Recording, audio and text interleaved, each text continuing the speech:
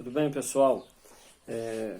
Nós vamos dar sequência aos nossos estudos e hoje eu gostaria de trazer para a nossa reflexão, para a nossa análise, um assunto da frente 2. Vamos sair um pouquinho da história do Brasil e voltar para a história geral, a fim de que a gente consiga fazer com que a história do Brasil e a história geral caminhem juntas. E como assunto para a nossa aula de hoje, eu quero estar tratando com vocês sobre o movimento denominado reforma ou reformas religiosas. Reforma religiosa, ela vai acontecer no século XVI e lá na Europa, e nós vamos verificar que ela pode ser definida como a grande revolução espiritual que vai ocorrer na sociedade europeia ao longo dos séculos XVI. E gosto de inserir a reforma religiosa, essa revolução que vai acontecer, no contexto das reformas que ocorriam e que ocorreram no continente europeu ao longo do século XV, ao longo do século XVI. Nós já falamos de renascimento comercial, já falamos sobre renascimento urbano, e agora nós precisamos falar sobre a reforma religiosa. Então, uma grande revolução espiritual. O que caracteriza? Importante que você entenda que durante toda a Idade Média, durante todo o período medieval, o cristianismo católico tinha o monopólio sobre a doutrina cristã. Nós vamos verificar que a Igreja Católica ela exercia uma hegemonia, ela exercia uma influência enorme sobre a vida das pessoas, sobre a vida das sociedades. E eu costumo dizer que o movimento denominado reforma religiosa, ele vai quebrar com esse monopólio.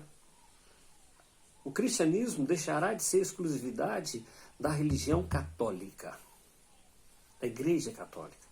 Nós vamos verificar que com o Renascimento, e aí nós vamos daqui a pouquinho falar sobre as causas, vamos falar sobre suas características e consequências, mas é importante que você entenda que outras religiões, outras igrejas surgiram, igrejas cristãs, porém, não só mais a Igreja Católica. Então nós vamos ter o surgimento, por exemplo, da Igreja calvinista, de João Calvino, vamos ter o surgimento da Igreja Luterana, de Martim Lutero, vamos ter o surgimento da Igreja Anglicana, lá na Inglaterra, criada pelo rei Henrique VIII, através do ato de supremacia.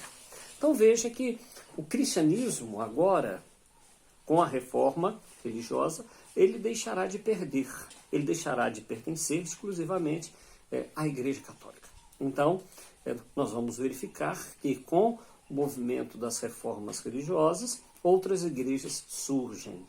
E nós vamos verificar que a Igreja Católica, ela com isso vai perder parte de sua influência, parte do seu poder em algumas nações, em alguns países. Gostaria de destacar, sobretudo, lá na Alemanha, onde nós vamos ter o luteranismo. Gostaria de destacar também na Inglaterra, com o rei Henrique VIII. Vamos lá. Quais são as causas? Quais são os fatores que desencadearam esse movimento chamado reforma religiosa? Primeiramente, é importante que nós venhamos a entender que existe uma relação entre o movimento das reformas religiosas e o capitalismo, que estava em consolidação. Importante aqui você entender que a Igreja Católica, ela condenava o lucro. Ela chamava a obtenção do lucro fácil de usura. Isso era considerado um ato, uma prática pecaminosa. E existia, por parte de empresários, por parte dos burgueses, o interesse para mudar essa mentalidade acerca do lucro. Então nós vamos verificar que as pressões exercidas pela burguesia para se mudar a ideia, a concepção sobre o lucro, pesaram para que as reformas fossem realizadas. Outra questão, outro questionamento e outra causa é justamente a centralização do poder religioso à autoridade do Papa. Então, havia esse questionamento. Vamos verificar também, tá, que nesse contexto existiam abusos, existia práticas imorais praticadas pelo clero católico de até então. E vamos verificar uma ignorância enorme no processo de formação desse clero.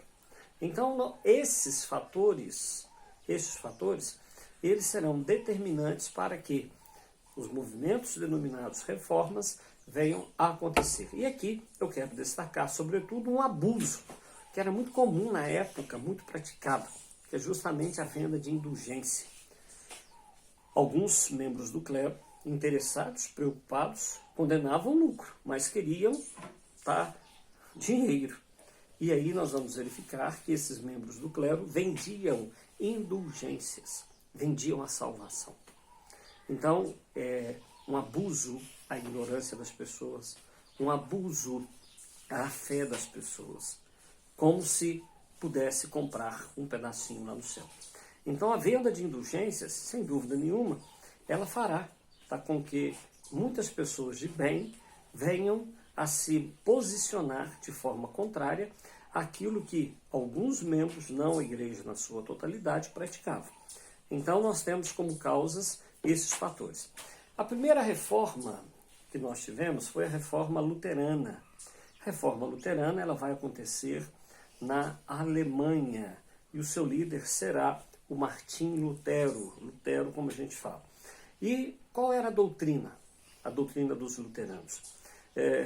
Para os luteranos, a salvação, ela depende única e exclusivamente da fé. Salvação pela fé. Então, essa sem dúvida nenhuma, a grande característica doutrinal da reforma luterana. Então, a salvação somente pela fé. Apenas a fé salva. E a fé é dom de Deus, a fé é graça de Deus. Então Deus, na sua misericórdia, na sua bondade, deseja que todos os homens sejam salvos, homens e mulheres, e por isso Deus nos presenteia com a sua salvação. Então, diante disto, a compra de relíquias, a compra de indulgências, de nada valia, já que a salvação depende única e exclusivamente de Deus. Então eu diria que o Martinho Lutero, ao estimular, incentivar esse elemento doutrinal, ele desejava combater a venda de indulgências e também de relíquias, de práticas que de fato eram abusivas. Outra questão importante é que para o luteranismo de Martinho Lutero, nós vamos ter apenas 2 sacramentos. A Igreja Católica fala de 7. Nós vamos ter apenas 2. Que é o sacramento do batismo e o sacramento da Eucaristia. Então, essas são as 2 principais questões que diferem o luteranismo do catolicismo. A reforma calvinista foi proposta por João Calvino, lá na Suíça, e nós temos como principal elemento doutrinal a teoria da predestinação. A teoria da predestinação ela foi fundamental, determinante no processo de consolidação do capitalismo. Porque a teoria da predestinação, ela estimulava as pessoas a acumular bens, a obter riquezas, justamente porque o elemento, o critério para reconhecer aquele que era predestinado era justamente as posses, as riquezas. Então as pessoas se preocupavam em trabalhar, justamente para poder acumular e ter a consciência de que eram eleitos, de que eram salvos. Eu diria para você que a ética protestante, ela vai ser, protestante calvinista, vai ser fundamental para a consolidação do modo de produção capitalista, já que o capitalismo, ele surge no final do século XV e aí no século XVI ele vai se consolidar. Um dos elementos, o mercantilismo, e o outro elemento responsável por essa consolidação, sem dúvida nenhuma, foram as reformas religiosas, muito especificamente a teoria ou a doutrina calvinista. Nós temos depois a Reforma Anglicana. A Reforma Anglicana, ela vai acontecer lá na Inglaterra. Lá na Inglaterra. E o responsável pela Reforma Anglicana foi o rei Henrique VIII. E através do ato de supremacia, que lhe será dado pelo parlamento, o rei Henrique VIII ele vai romper com a Igreja de Roma, ele vai romper com o Papa, e ele vai se tornar o líder espiritual, o líder religioso da Inglaterra, do Reino Unido.